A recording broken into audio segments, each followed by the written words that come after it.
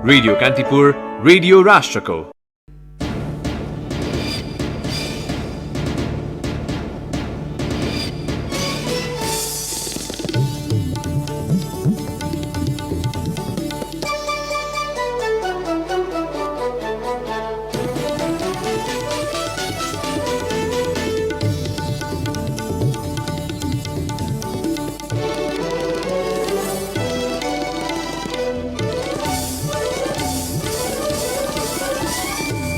नेपालमा कोरोना संक्रमितको संख्या 39,500 नजिक। पछिल्लो 24 घण्टामा 879 जना संक्रमित थपिए। संक्रमणबाट थप 8 जनाको मृत्यु।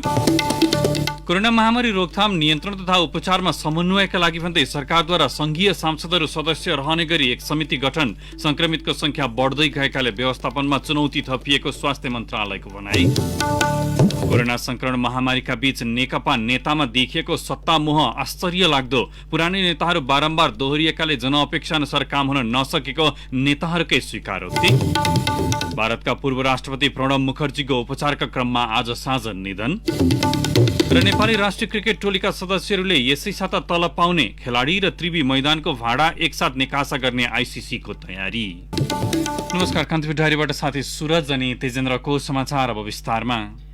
नेपालमा पछिल्लो 24 घण्टामा 879 जना कोरोना संक्रमित थपिएका छन्। यो सँगै नेपालमा कोरोना संक्रमितको कुल संख्या 39,460 पुगेको छ। स्वास्थ्य तथा जनसङ्ख्या मन्त्रालयले गरेको नियमित प्रेस ब्रिफिङमा प्रवक्ता डाक्टर जागेश्वर गौतमले 303 जना महिला र 596 जना पुरुष गरी 879 जना संक्रमित थपिएको जानकारी दिनुभयो। काठमाडौँमा 90, ललितपुरमा 67 र भक्तपुरमा 41 जना गरी काठमाडौँ उपत्यकामा 298 जना संक्रमित थपिएका छन्। पछिल्लो 24 घण्टामा 588 जना संक्रमित डिस्चार्ज भएसँगै नेपालमा कोरोना संक्रमण मुक्त हुनेको संख्या 21,410 पुगेको छ। यो कुल संक्रमितको 54% हो। देशभर सक्रिय संक्रमितको संख्या 17,822 रहेको मन्त्रालयले जानकारी दिएको छ। होम आइसोलेसनमा 7,121 जना रहेको मन्त्रालयले जनाएको छ। पछिल्लो 24 घण्टामा 11,129 गरी अहिलेसम्म 6,93,472 जनाको पीसीआर विधिबाट परीक्षण गरिएको मन्त्रालयले जनाएको छ। मोरङ, सुनसरी, धनुषा, पर्सा, बारा, महोत्तरी, रौतहट, सर्लाही, काठमाडौँ, ललितपुर, चितवन र रूपन्देहीमा 500 भन्दा बढी संक्रमित रहेको मन्त्रालयले जनाएको छ। नेपालमा कोरोना संक्रमणबाट थप 8 जनाको मृत्यु भएको छ। स्वास्थ्य तथा जनसङ्ख्या मन्त्रालयको नियमित प्रेस ब्रिफिङमा प्रवक्ता डाक्टर गौतमले 4 वर्षीय बालिका सहित 7 जनाको मृत्यु भएको जानकारी दिनुभएको थियो। सोपछि वीरगञ्जमा 80 वर्षीय वृद्धको संक्रमणकै कारण ज्यान गएको हो। महोत्तरीकी 4 वर्षीय बालिका सहित गोर्खाकी 65 वर्षीय र रूपन्देहीकी 68 वर्षीय महिलाको मृत्यु भएको मन्त्रालयले औपचारिक जानकारी दिएको छ। त्यसैगरी झापाका 86 वर्षीय, रौतहटका 40 वर्षीय र चितवनका 78 वर्षीय तथा भक्तपुरका 77 वर्षीय पुरुषको कोरोना संक्रमणका कारण मृत्यु भएको मन्त्रालयले जनाएको छ। यसअघि नेपालमा कोरोना संक्रमणबाट मृत्यु हुनेको संख्या 229 पुगेको छ। कोरोना भाइरसको संक्रमणबाट नारायणी अस्थायी वीरगञ्ज हेल्थ केयर कोरोना अस्पतालमा उपचाररत वीरगञ्ज महानगरपालिका 24 का 80 वर्षीय वृद्धको मृत्यु भएको छ। कलेजोका बिरामी ती वृद्धलाई ज्वरो आएपछि आफन्तले नारायणी अस्पताल पुर्याएका थिए। भदौ 13 मा स्वाब परीक्षण गर्दा कोरोना पुष्टि भएपछि उनलाई नारायणीबाट वीरगञ्ज हेल्थ केयर कोरोना अस्पताल रेफर गरिएको थियो।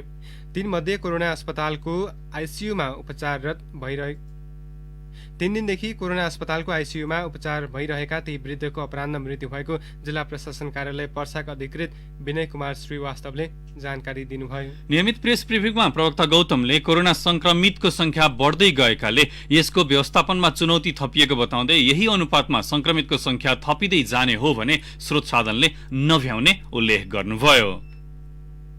यो महामारीले भयावह रूप लिँदै गएमा हामीसँग भएका अस्पताल, आइसियु र भेन्टिलेटरहरूले नपुग्न सक्छ।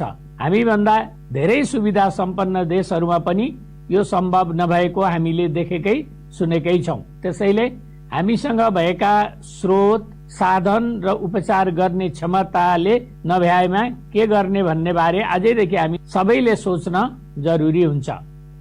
अस्पताल, स्वास्थ्य संस्था बढी जोखिममा भएका व्यक्तिलाई सुरक्षित सेवा दिने स्थान बनाउन सबैको भूमिका आवश्यक रहेको प्रवक्ता डाक्टर गौतमको आग्रह थियो। कोरोना संक्रमण थप गुणात्मक हिसाबले नफैलियोस् भन्ने हेतुले आवत जावतलाई रोकथाम गरिएको मन्त्रालयले स्पष्ट पारेको छ। सरकारले कोरोना भाइरस महामारी रोकथाम नियन्त्रण तथा उपचार कार्यलाई प्रभावकारी बनाउन भन्दै प्रत्यक्ष निर्वाचित सांसदको संयोजकत्वमा समिति गठन गरेको छ। महामारी नियन्त्रणमा संघीय सांसदहरू भूमिकाविहीन भएको गुनासो आइरहेका बेला सरकारले हरेक निर्वाचन क्षेत्रमा सो समिति बनाएको हो। मन्त्री परिषद बैठकको पछिल्लो निर्णय सार्वजनिक गर्दै सरकारका प्रवक्ता अर्थ एवं सञ्चार तथा सूचना प्रविधि मन्त्री युवराज खतिवड़ाले कोभिडको नियन्त्रण र रोकथाम एवं संक्रमितको उपचारमा सांसदहरूको भूमिकालाई स्पष्ट पार्न यो निर्णय लिएको जानकारी दिनुभयो। प्रतिनिधि सभामा प्रत्यक्ष निर्वाचित सांसदको संयोजकत्वमा रहने सो समितिमा सम्बन्धित क्षेत्रका समानुपातिक र राष्ट्रिय सभामा सदस्यहरू रहनेछन्। उनीहरूले जनप्रतिनिधिको हैसियतले कोभिडको रोकथाम नियन्त्रण र उपचारको व्यवस्थापनका लागि आवश्यक समन्वय र अनुगमन गर्ने मन्त्री खतिवड़ाले बताउनुभयो। कोरोना संक्रमण रोकथाम नियन्त्रण तथा संक्रमितको उपचारमा आफूहरूलाई भूमिका नभएको भूमिकाविहीन बनाएको भन्दै सांसदहरूले सरकारलाई भूमिका दिन आग्रह गर्दै आएका थिए। पर्साको वीरगञ्ज स्थित नारायणी अस्पताल र बाँकेको नेपालगञ्जमा रहेको भेरी अस्पतालमा कोरोना संक्रमितको प्लाज्मा थेरापीबाट उपचार सुरु भएको छ।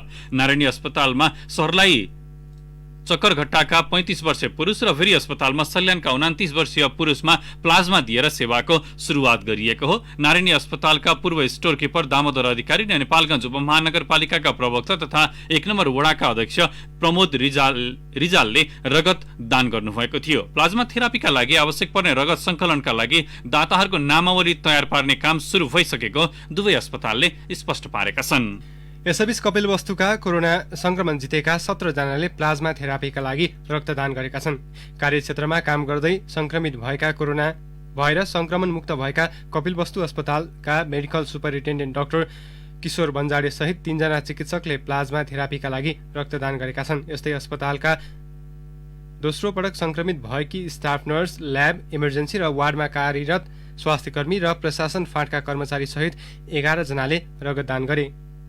अस्पतालका 14 र कोरोना संक्रमण मुक्त भएका बाहिरका 2 जनाले रक्तदान गरेका थिए। उनीहरू सबैले तौलीहवा स्थित अस्पतालमा पुगेर रक्तदान गरेका थिए। त्यस्तै बुद्धभूमि नगरपालिकामा संक्रमण मुक्त भएका एक सञ्चारकर्मीले जितपुर पुगेर रगतदान गरेका छन्। धरानीस्थित बीपी कोइराला स्वास्थ्य विज्ञान प्रतिष्ठानको युरोलोजी विभागका चिकित्सकहरूले कोरोना शंकास्पद मोरङका 78 वर्षीय व्यक्तिको शल्यक्रिया गरेर ज्यान बचाएका छन्। शल्यक्रिया हुँदाहुँदै पीसीआर जाँचका लागि संकलित स्वाबको कोरोना रिपोर्ट पोजिटिभ आएको थियो भने शल्यक्रियामा संलग्न चिकित्सक नर्सहरूको रिपोर्ट भने नेगेटिभ देखिएको छ। ती वृद्ध प्रोस्टेट ग्रन्थि क्यान्सरको सम्भावित चरणको समस्याबाट पीडित भएपछि थप उपचारका लागि प्रतिष्ठानको इमर्जेन्सीमा भर्ना भएका थिए। प्रतिष्ठानका युरोलोजी युनिटका विशेषज्ञ चिकित्सक डाक्टर सुधीर सिंहले ज्यान जोगाउन तत्काल उनको शल्यक्रिया गरिएको उल्लेख गर्नुभयो। कान्तिपुर डायरीमा अब ब्रेकको पालो। ब्रेकपछि अब बाँकी प्रसङ्ग। सुरुमा कान्तिपुर सविस्तार। कान्तिपुर सविस्तार। सत्तारूढ नेकपामा केही दिनदेखि सरकार पुनर्गठनको चर्चा चलिरहेको छ। चर्चा मात्रै होइन, मन्त्री बन्न नेताहरू शक्ति केन्द्र धाउन थालिसकेका छन्। कोभिड-19 रोकथाम नियन्त्रण र उपचार गर्न सबै एकजुट हुनुपर्ने बेला मन्त्री पद हत्याउन शक्ति केन्द्र धाउने नेताको प्रवृत्तिबाट महामारीका बीचमा समेत नेताहरूमा कायम सत्तामोह प्रष्टै देखिन्छ। 5 वर्षे म्यान्डेट सहित नेकपाका अध्यक्ष केपी शर्मा ओली सिंहदरबार छिरेको 2.5 वर्ष बितिसकेको छ। यो बीचमा मन्त्रीमण्डल 11 पटक पुनर्गठन भइसकेको छ। चुनावमा जनता सामु गरेको प्रतिबद्धता भुल्दै नेकपा अहिले फेरि शक्ति सन्तुलन र पद बाँडफाँडको नाममा सत्ता परिवर्तनको खेलमा जेलिएको छ। गत असारमा सुरु भएको स्थायी कमिटी बैठकबाट उठेका विवाद निरूपणका लागि गठित कार्यदलले बुझाएको प्रतिवेदनको प्रावधानमा रहेर नेताहरू शक्ति केन्द्र धाउन थालेका हुन्। कार्यदलकै सदस्यको पनि बालुवाटार, खुमलटार र कोटेश्वरको आइजाई बाक्लै हुने गरेको पाइएको छ। नेकपा नेता एवं राष्ट्रिय सभा सदस्य रामनारायण बिडारी मन्त्री मात्र फेरबदल गरेर खासै अर्थ नहुने बताउँछन्। अहिले सम्पूर्ण शक्ति चाहिँ केन्द्रित हुनुपर्ने महामारी रोकथाम र अहिले नेपालको चाहिँ नि जल्दो बल्दो करेन्ट विषयहरूलाई ध्यान दिनुपर्ने हो। यसको निम्ति प्रधानमन्त्री नफेरिने भएपछि मन्त्रीहरू फेरिएको तात्विक असर पर्दैन। गत पुस 8 गते तत्कालीन समाजवादी पार्टी सरकारबाट बाहिरिएपछि पनि प्रधानमन्त्री ओलीले तत्काल ती मन्त्रालयको जिम्मेवारी कसैलाई दिएनन्। कारण थियो मधेसको भावना र समर्थन जुटाउने दाउपेच। कानून र शहरी विकास जस्ता मन्त्रालय लामो समयसम्म नेकपाकै अन्य मन्त्रीको जिम्मेवारीमा रह्यो। पुस 8 यता 3 पटक मन्त्रीमण्डल पुनर्गठन भइसक्दा समेत शहरी विकास मन्त्रालयको जिम्मेवारी भौतिक पूर्वाधार तथा यातायात मन्त्री वसन्त कुमार नेमवाङले सम्हालेका छन्। गोकुल बास्कोटा आर्थिक अनियमितताको मुद्दामा मुछिएपछि सञ्चार तथा सूचना प्रविधि मन्त्रालयको जिम्मेवारी अर्थमन्त्री युवराज खतिवडालाई दिइएको छ। खतिवडाको राष्ट्रिय सभा सदस्य बारे तत्काल सरकारले निर्णय नगरे उनको कार्यकाल पनि यही साता सकिनेछ।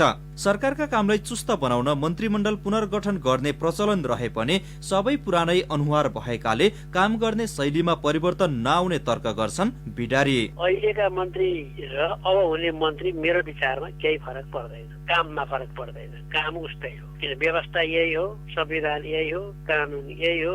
अनि नचिने अचम्मका मान्छे त छैनन् कोही। त्यसो भएको हुनाले नयाँ मन्त्री आउने र पुरानो मन्त्री जाने गर्ने भने पालो पालो गर्ने भने हो। नेकपाको कार्यदलले नेतृत्वलाई बुझाएको प्रतिवेदनको बुँदा नम्बर 9 को 2 मा संघीय मन्त्रीमण्डल र प्रदेश मन्त्रीमण्डल तथा राजनीतिक नियुक्ति, सचिवालय सदस्यको सुझाव, अध्यक्षद्वयको सहमति तथा संवैधानिक व्यवस्था, कानूनी प्रबन्ध र निश्चित मापदण्डका आधारमा गर्ने उल्लेख छ। सोही प्रावधानमा रहेर खाली मन्त्रालयको नेतृत्व सम्हाल्न नेकपाका नेता शक्ति केन्द्र धाउन थालेका हुन्। मन्त्रीमण्डल हेरफेर लगायतका विषय पार्टीको निर्णय अनुसार हुने भएकाले शक्ति केन्द्रको शक्तिले मात्र काम नगर्ने कार्यदल सदस्य समेत रहेका नेकपाका स्थायी कमिटी सदस्य भीम रावलको तर्क छ। मन्त्री परिषद हेरफेर गर्ने भन्ने व्यवस्थापकीय सरकारलाई प्रभावकारी बनाउनको लागि गरिने कामहरू हुन्। अब यो आवश्यक छ छैन के गर्ने भन्ने कुरा यो सचिवालयमा छलफल भएपछि, स्थायी कमिटीमा यदि छलफल भएपछि बैठकको त्यसमा राय माग्यो भने बैठकले राय दिन सक्दछ।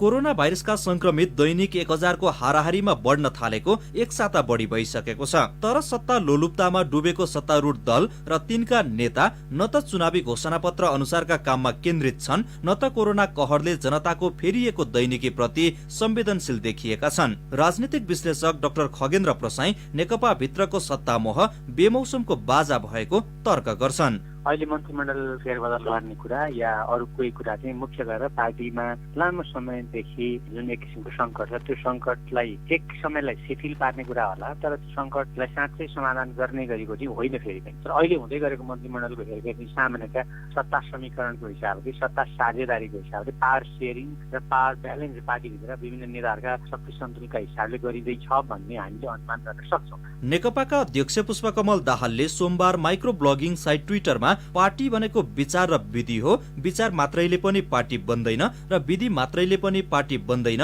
अझ कम्युनिस्ट पार्टी भनेको विचार र विधिको वैज्ञानिक संयोजन हो भनेका छन्। उनले नै भने जस्तो विचार र विधिको वैज्ञानिक संयोजन पार्टी हो भने पुनर्गठित मन्त्रीमण्डलमा भागबण्डा होइन, कार्यक्षमता र दक्षताका आधारमा व्यक्ति निर्धारण हुनुपर्ने हो। होइन भने फेरि पनि राम्रा होइन, हाम्राले नेकपामा स्थान नपाउलान् भन्न सकिन्न। रेडियो कान्तिपुरका लागि बासु खड्का। कान्तिपुर सविस्तार।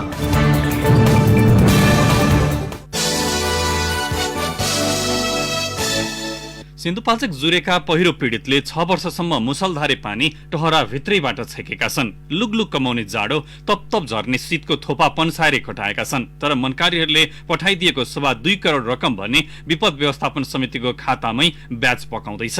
राजनीतिक दलहरूबीच समन्वय हुन नसक्दा पुनर्वासको आशमा बसेका कोलेनी, जुरे, कर्कलेका 240 परिवार भने कष्टपूर्ण जीवन बिताउँदैछन्। 2071 सालमा इटनी, कागुने, पराजुली गाउँका सयौं गाउँले जुरे पहिरोसँगै बगे। तर बारबिसे नगरपालिका 5 रामचुकी ठुली तामाङ भने भाग्यले बाँचिन्। पहिरोमा परि घाइते भएकी तामाङ राम्रोसँग हिडुल गर्न सक्दिनन्। 6 महिनाको उपचारपछि रामचे फर्केकी उनी सरकारी जग्गामा टहर बनाएर बस्दै आएकी छिन्। मन लाग्दा त्यो बेलाको कुरा सम्झिन त सहयोग गरेको पैसा बाँड्दैदेखि न यसो घर बनाएर बस्न सक्छ कि यसो खाने बाटो हुन्छ कि भन्ने चाहिँ छ।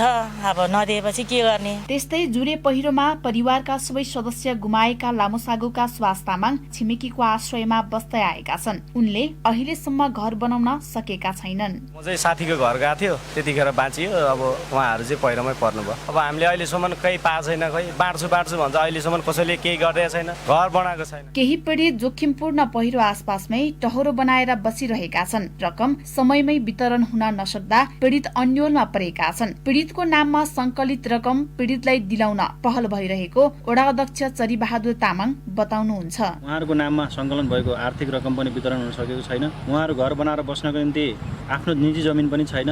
अझै पनि उहाँहरूले चाहिँ पाउनु पर्ने न्याय पाएको छैन। त्यसो भए हुनाले अब छिटै यो न्याय दिलाउनको निम्ति केन्द्रीय सरकार, जिल्ला उद्धार समिति यी सबै चिजले चाहिँ महत्त्वपूर्ण ढङ्गले जुरे पहिरो पीडित जनताहरूलाई ध्यान दिनुपर्नेछ। पहिरोमा सर्वस्व गुमाएका पीडित म्याग्नेसाइट र सरकारी जग्गामा टहरो बनाएर बसेका छन्। उद्धार समिति र प्रशासनले वर्षै पछि सो रकम पीडितलाई दिलाउनु पर्ने पहल कदमी लिए पनि पूरा हुन नसक्दा जुरे पीडित शास्ति भोग्न बाध्य छन्। रेडियो कान्तिपुरका लागि कमला पाखरिन, सिन्धुपाल्चोक, लामोसागो। लगातारको वर्षाका कारण खसेको पहिरोले रुकुम पश्चिमको मुसिकोट नगरपालिका वडा नम्बर 9 र 10 का विभिन्न ठाउँ उच्च जोखिममा परेका छन्। दुवै वडाका करिब 400 घरधुरी अहिले सरकारी सहयोग र उद्धारको पर्खाइमा छन्। रुकुम पश्चिमबाट सहकर्मी महेश केसीको रिपोर्ट। लगातारको वर्षाले मुसिकोट नगरपालिका वडा नम्बर 9 र 10 का ठाउँमा पहिरो गएको छ। सडकका साथै गोरेटोहरू समेत पहिरोले छेदविच्छेद भएका छन्। करिब 400 घरधुरी रहेको यी वडाहरूमा जताततै पहिरो गएपछि बस्ती जोखिममा परेका छन्। धेरैका घरहरू पहिरोले घेरिएका छन्। सामुदायिक भवन पनि जोखिममा परेका छन्। जताभावी सडक लगायतका भौतिक निर्माण गरिनु र वन जंगलको संरक्षण गर्ने कुरामा ध्यान नदिनुले यस्तो जटिलता आएको मुसिकोट 10 चौखाबाङका शेरबहादुर कठायत बताउँछन्। यो रोड खनीदेखि त्यो रोडकै कारणले गर्दाखेरि बारीहरू पनि घरको नजिक पुगिसक्यो। अहिले घरहरू पनि जोखिमपूर्ण अवस्थामा गइरहेको छ। अनि ठूलो वर्षात हुँदाखेरि साँझपख पनि तराईमा सुत्नुपर्ने अवस्था आइरहेको छ। दुवै वडा कार्यालयले प्रारम्भिक रूपमा संकलन गरेको विवरण अनुसार करिब 250 परिवारको मकै बालीका साथै कागती, सुन्तला, अमिलो, अलैँची, बेसार, अदुवा खेती समेत बगाएको छ। वडामा रहेका 2वटा विद्युत आयोजनामा पनि ठूलो क्षति पुगेको छ। पहिरोले स्वास्थ्य चौकी भवन र महिला भवन पुर्नुका साथै 20 घर उच्च जोखिममा परेका छन्। मुसिकोट 10 चौखाबाङकी स्थानीय दिलकुमारी बुढा सरकारबाट सहयोग र राहतको आशा गर्छिन्। हामी एकदम जोखिममा छौँ रे। हाम्रो घर छोड्न अर्काको बासमा बसेका छौँ। हामीलाई केले हेर्ने, डाला बोट, गाई डिङ्गो पाल्ने सबै उतैको सर सबै हिनामिना पारी बगाइ लगिदियो। हामी कहाँ जाने? सरकारले राहत दिन्छ कि नै? हामीलाई जस्तो हामीहरू थियो त्यस्तै भूमिमा बसाल्नु पर्यो सर। हामी त्यही माग गर्छौँ। वर्षेनी आउने पहिरोको जोखिम कम गर्न आफूहरूले सकेसम्म दिगो योजना बनाउने वडा नम्बर 10 का वडा अध्यक्ष गोपेश्वर केसीको भनाइ छ। त्यसको रोकथामको निम्ति खास गरी राज्यले नै अलि बढी यस्ता जोखिमयुक्त ठाउँहरूलाई स्थानान्तरण गर्न सक्ने, सुरक्षित वासस्थानको व्यवस्था गर्न सक्ने खालको योजना नीति राज्यबाटै सोचियो भनेपछि सबभन्दा उत्तम उपाय भनेको त्यही नै हो। र साथसाथै यी जोखिमयुक्त ठाउँहरूलाई अहिले तत्काल हल गर्नको निम्ति राज्यले संवेदनशील एरियाहरू छनौट गरेर त्यही खालको योजना बनाएर एक हदसम्म समस्या समाधान गर्न सकिन्छ जस्तो मलाई लाग्छ। प्रहरी प्रशासनले आवश्यक पहल गरिरहेको बताए पनि बाढी पहिरोको समस्या वर्षेनी दोहोरिने गरेको छ। तत्कालीन अवस्थामा ओठे प्रतिबद्धता जनाउन र विपद व्यवस्थापनको दीर्घकालीन योजना नबनाउँदा वर्षेनी ठूलो जनधनको क्षति हुने गरेको छ। यसतर्फ गम्भीर बन्दै पहिरोको जोखिममा रहेकाहरूको उद्धार तथा पीडितलाई राहत एवं सम्भावित क्षति कम गर्न समाधानको दिगो उपाय खोज्न जरुरी छ। रेडियो कान्तिपुरका लागि महेश केसी, चौखाबाङ, रुकुम पश्चिम। नेपाल प्रहरीका 72 जना नायब उपरीक्षक डीएसपी को सरुवा भएको छ। मानव स्रोत एवं प्रशासन विभागले उनीहरूको सरुवा गरेको हो। काठमाडौँ उपत्यकाभित्र महानगरीय प्रहरी वृत्त, कालीमाटी र जगातीका प्रमुख फेरिएका छन्। कालीमाटीमा अपिल राज बोहरालाई पठाइएको छ। हालका डीएसपी रुगम कुँवरको केन्द्रीय अनुसन्धान ब्युरो सीआईबीमा सरुवा भएको छ। यस्तै जगाती वृत्तका डीएसपी चक्रराज जोशीलाई महानगरीय सशस्त्र प्रहरी गण मुख्यालय महाराजगञ्जमा तानिएको छ। जिल्ला प्रहरी कार्यालय कालीकोटका प्रमुख डीएसपी श्यामबाबु ओलियालाई प्रहरी प्रधान कार्यालय अपराध अनुसन्धान विभागमा सरुवा गरिएको छ भने जिल्ला प्रहरी कार्यालय सिन्धुपाल्चोकका डीएसपी माधव काफ्लेलाई जुम्ला पठाइएको छ। यस्तै 33 किलो सुन तस्करी प्रकरणमा जोडिएका निलम्बित डीएसपी सञ्जय राउतलाई सुदूरपश्चिम प्रहरी कार्यालय दिपायलबाट प्रहरी प्रधान कार्यालयको मानव स्रोत एवं प्रशासन विभागमा सरुवा गरिएको छ।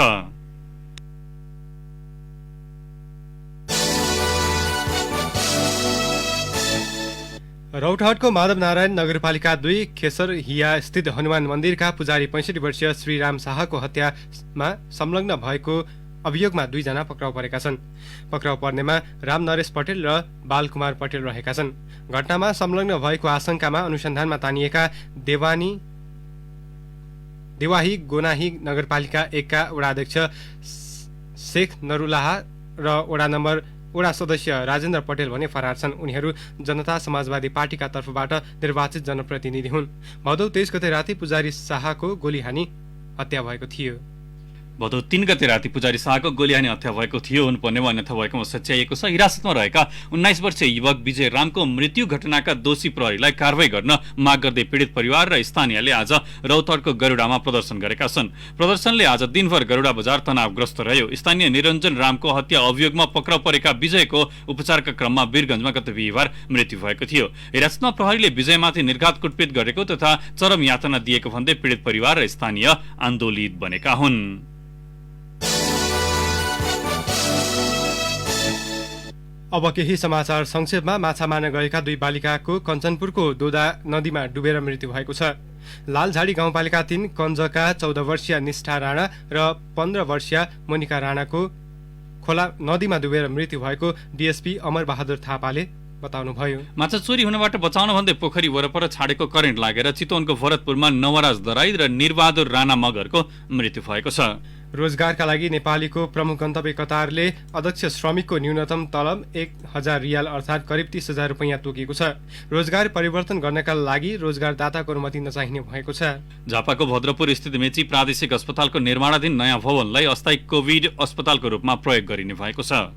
पोखरा महानगरपालिका 33 भरत पोखरीबाट 6 किलो 100 ग्राम गाँजा सहित प्रहरीले तनहुँको शुक्ला गण्डकी 12 का संजोग विक र सिलास विकलाई पक्राउ गरेको छ। र कोरोना भाइरसको संक्रमण जोखिमका कारण लामो समयदेखि पठन पाठन ठप्प रहेको धनकुटा बहुमुखी क्याम्पसले अनलाइन प्रणालीबाट सबै तहका कक्षा सञ्चालन गर्ने भएको छ।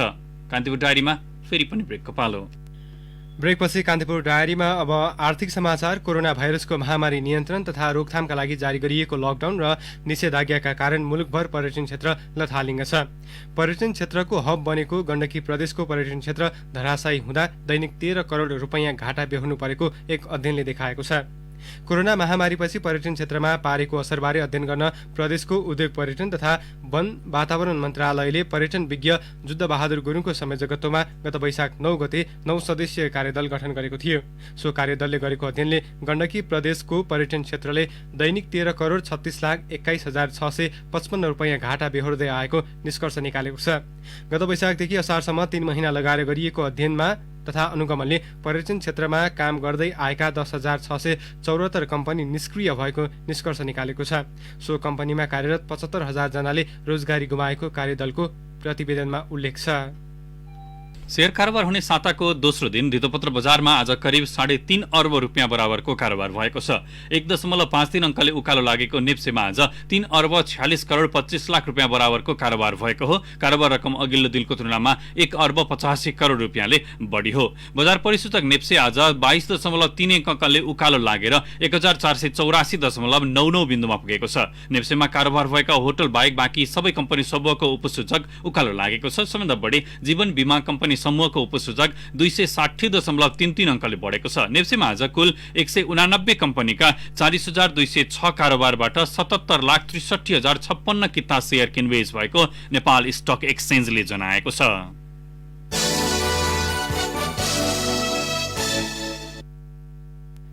अब अन्तर्राष्ट्रिय प्रसङ्ग। भारतका पूर्व राष्ट्रपति प्रणब मुखर्जीको निधन भएको छ। 84 वर्षको उमेरमा पूर्व राष्ट्रपति मुखर्जीको दिल्लीस्थित सेनाको आरएनआर अस्पतालमा उपचारको क्रम आज साँझ निधन भएको बीबीसीले जनाएको छ। मस्तिष्क सम्बन्धी समस्याका कारण उहाँको शल्यक्रिया गरिएको थियो। मस्तिष्क सम्बन्धी शल्यक्रिया पश्चात पूर्व राष्ट्रपति कोमामा जानुभएको थियो। गत अगस्त 10मा पूर्व राष्ट्रपति मुखर्जीमा कोरोना भाइरसको संक्रमण पुष्टि भएको थियो। पूर्व राष्ट्रपति मुखर्जीका छोरा अभिजित मुखर्जीले ट्विट मार्फत अस्पतालको प्रयासका बावजुद आफूले पिता गुमाएको उल्लेख गर्नुभएको छ। सन् 2012 देखि 2017 सम्म मुखर्जीले भारतको राष्ट्रपतिको पद सम्हाल्नु भएको थियो। सन् 2019 मा उहाँ भारत रत्नले सम्मानित हुनुभएको थियो। यसैबीच भारतका प्रधानमन्त्री नरेन्द्र मोदीले पूर्व राष्ट्रपति मुखर्जीको निधनप्रति दुःख व्यक्त गर्नुभएको छ।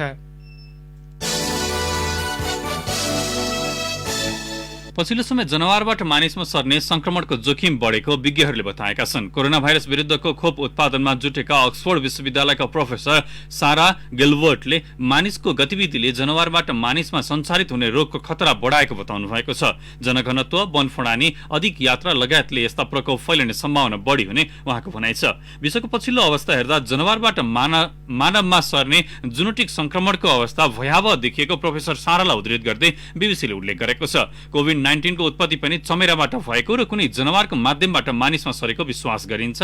भाइरस कहाँबाट प्रसार भएको यकिन नभए पनि सुरुमा चीनको वुहानको ओसिलो बजारमा यसको संक्रमण फेला परेको थियो। अन्य घातक रोगहरू Ebola, SARS, West Nile virus पनि जनावरबाट उत्पन्न भएको विश्वास गरिन्छ।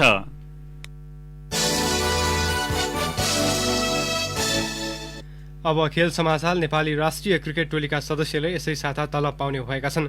अन्तर्राष्ट्रिय क्रिकेट परिषद आइसिसीले खेलाडीको 1 वर्षको तलबसँगै त्रिवी मैदानको भाडा र क्यानका अन्य स्टाफको भाडा एकै पटक निकासा गर्न लागेको हो।